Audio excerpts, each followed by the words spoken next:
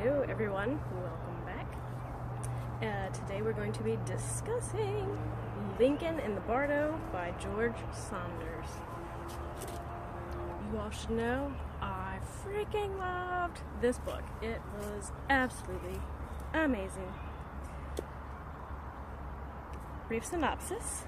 In 1862, with the Civil War less than a year old, Lincoln's son Willie is very sick. After a few days, he succumbs to his illness and is laid to rest in a crypt in a Georgetown cemetery. Newspapers reported that several times Lincoln will return by himself to hold his son's body. So this sets the basis for the fictional tale that follows. As Willie is met by others, he learns his true fate and decides what to do. So, we have quotes, and they're very long quotes, but you kind of have to have the whole quote to get it. So, in any event, I returned to my sick box, weeping in that way that we have. Have you come to know this yet, young fellow? When we are newly arrived in this hospital yard, young sir, and feel like weeping, what happens is we tense up ever so slightly, as I untense, and there is a mildly toxic feeling in the joints, and little things inside us burst. Sometimes we might poop a bit if we are fresh, which is just what I did. Out on the cart that day, I pooped a bit while fresh, in my sick box, out of rage, and what was the result? I have kept that poop with me all this time, and as a matter of fact, I hope you do not find this rude, young sir, or off-putting. I hope it does not impair our nascent friendship. That poop is still down there, at this moment, in my sick box, albeit much drier.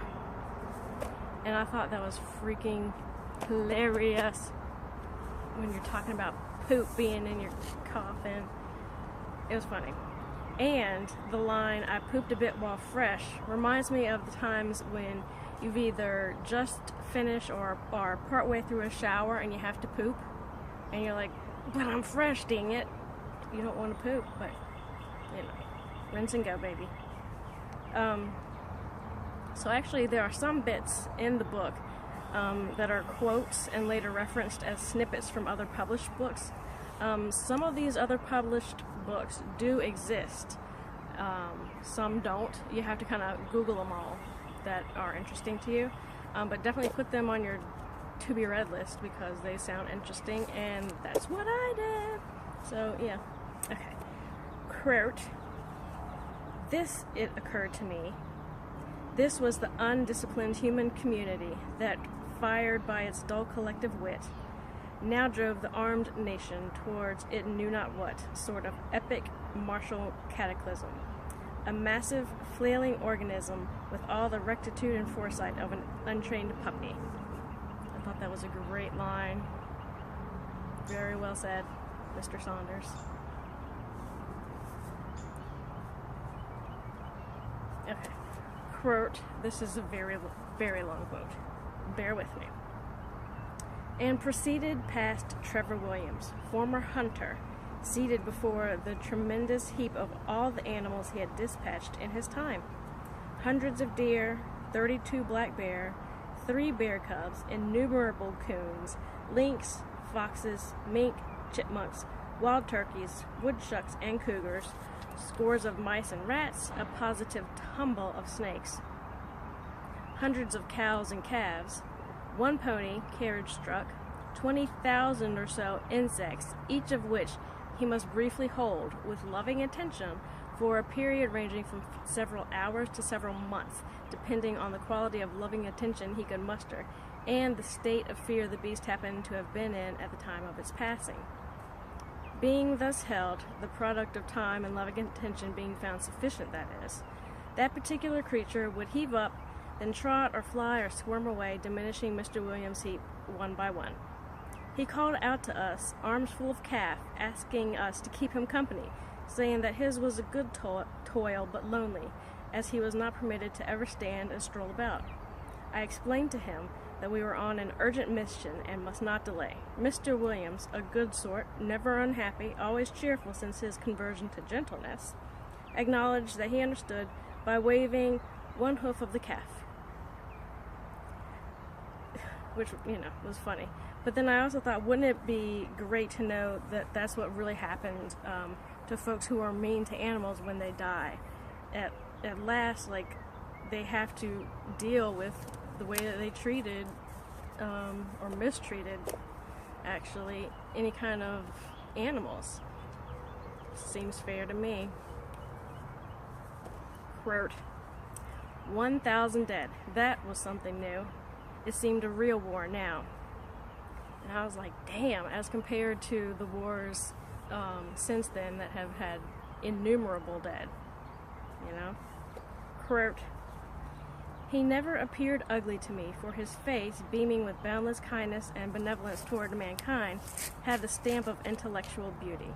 And this was about Lincoln, and I thought that was such a great little sentence, a passage, and how nice to be thought of in that way, Wow. Quote, will go down to posterity as the man who could not read the signs of the times, nor understand the circumstances and interest of his country, who had no political aptitude, who plunged his country into a great war without a plan, who failed without excuse, and fell without a friend.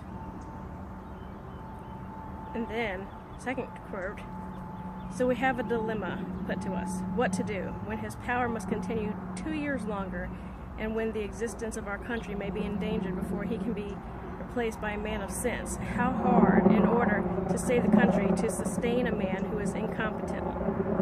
Surprisingly, that was not about Trump, but Lincoln, back in the day.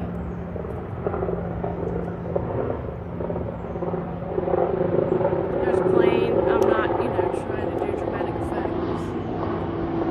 Plane. It's kind of loud.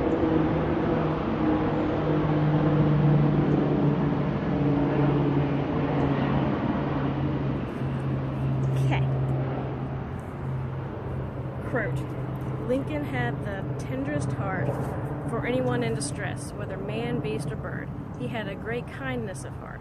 His mind was full of tender sensibilities. He was extremely humane. He was certainly a very poor hater.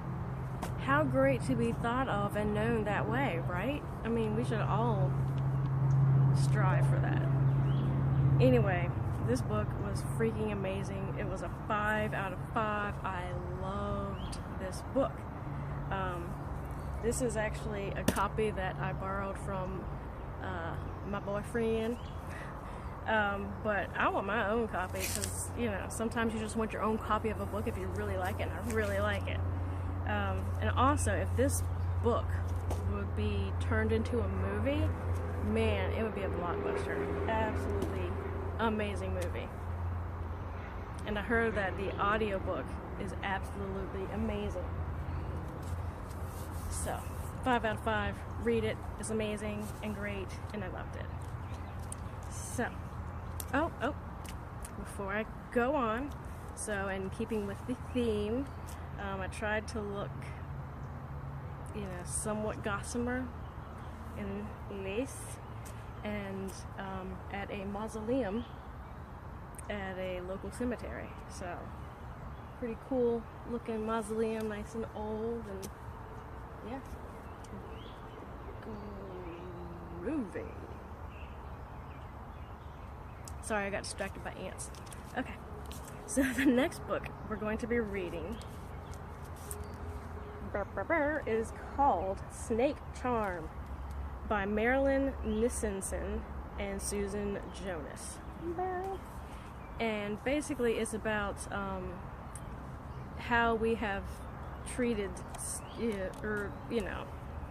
how snakes have been used in our lives, like in art and cultures and stuff like that.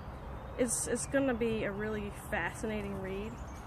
There are, as you can see, pictures. It's not a freaking picture book, but still, it just shows like from whence it came at the very beginnings. Pictures. It's really cool. It looks interesting. I've started reading it. It's pretty groovy. And yeah, that's it. So yeah, I hope you guys enjoyed this, and I will talk to you guys next time.